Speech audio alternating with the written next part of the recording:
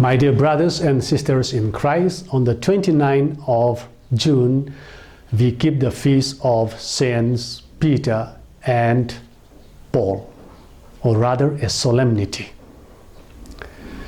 These two saints are the great pillars of the church. Peter is the apostle to the Jews, and Saint Paul became apostle to the Gentiles. Both of them have certain similarities in the sense that they have zeal for the Lord, and they have some distinct differences as well. Peter was uneducated. He was a fisherman by profession, and he was from Bethsaida, as we see in 1 John chapter 1 verse 44. The Lord called him and made him as the leader of the apostles. He had his own failures, but he repented and remained faithful to the Lord.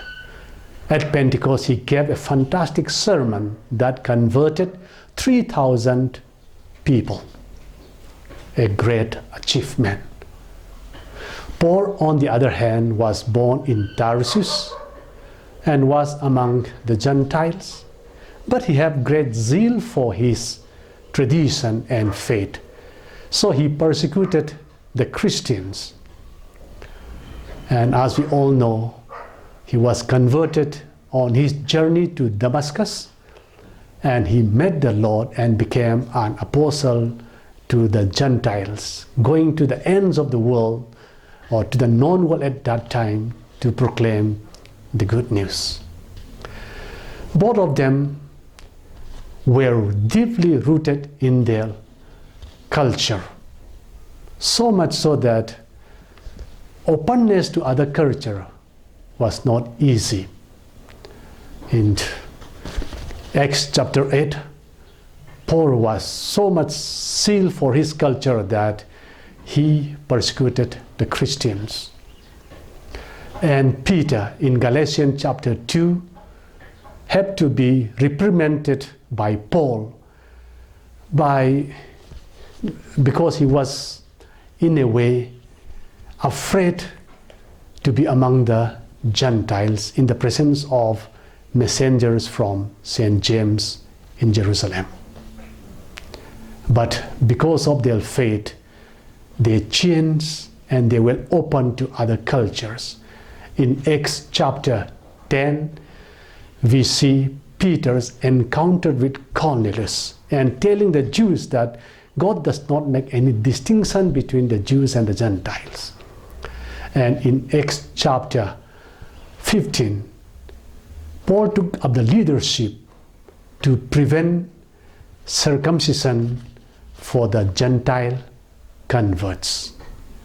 How was this possible? This was possible because of their faith in Jesus Christ.